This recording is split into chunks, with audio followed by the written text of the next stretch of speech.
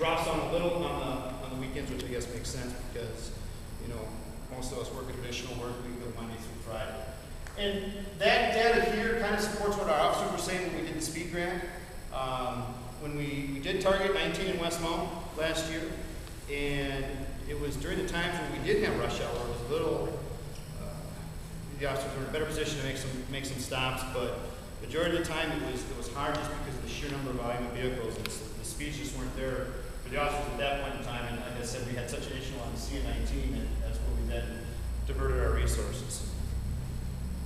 All right, real quickly, I just want to kind of explain our traffic program, and I won't go through this word for word, but to sum it up is we do take traffic enforcement and education very seriously. This is something that is very important to the community, and me as a citizen of the city is very important to me. And so we'd like to hear from you folks, and we have a program where we've devised where we seek input from our officers, we seek input from our partners in city government, the other agencies, public works, city engineering, and obviously from you folks. Different type of service options that we provide. Number one is the speedboard education service. I just kind of talked about how we do that. And basically, when I'll get phone calls from concerned citizens, and based on where it's at, if we can legally park the speedboard, the type of terrain, what have you, we try to get that out as much as possible. We probably deploy it, I would say, 30 to 35 times a year. We more so in the spring, summer, and fall months. Obviously, winter we have to deal with snow road parking and stuff like that, and it's just not conducive. But we try to get it out as much as possible, and it's a very, very important tool that we use. A concerned citizen files complaint against a specific motorist. There's somebody out there that regularly is violating the law. You don't necessarily, people are afraid that, well, I don't want to give my name, I don't want to have to go to court. You want to kind of remain anonymous, and we get that, and we'll hear from you, and if you wish to remain anonymous, we'll respect that.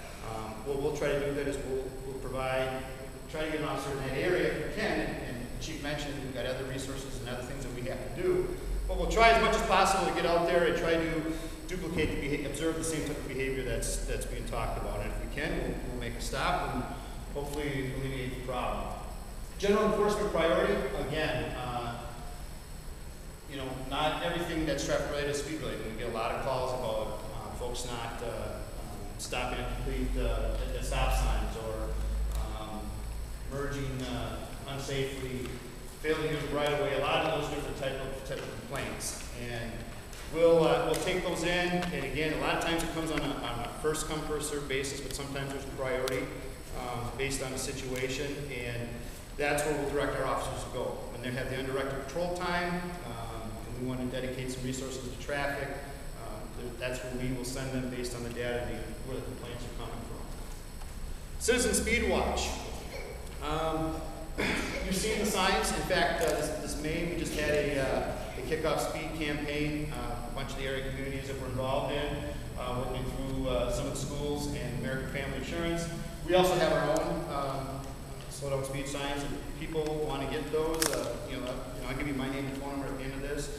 Just give me a call or give the police department a call. We can get you those signs. The other thing that we can do is we can, show you how to use a laser, and we can sit down with you, and heck, if it's a beautiful summer day and I'm able to do it, we'll make some lemonades on a lawn chair, and we'll target some vehicles. But we don't do this very often, but that doesn't mean that we can't do it. And a lot of times it's because folks just aren't aware of it, and that's what I'm hoping to accomplish tonight.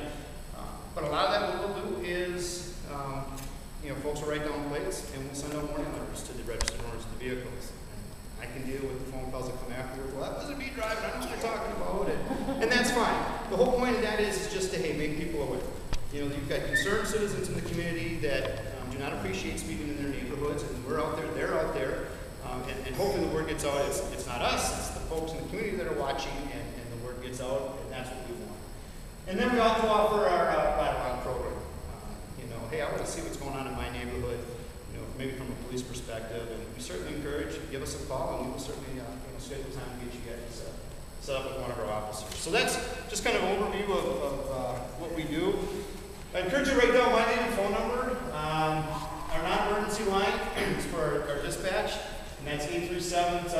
936. My direct line is 825-1176. My normal hours are day shift. I work 5:30 a.m. to 2 p.m. I work at a 6-3 rotation.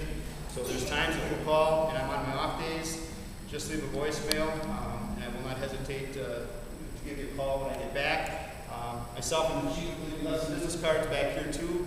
I believe our email address is on there, so you can certainly send me an email. We can converse via email. That's basically the presentation.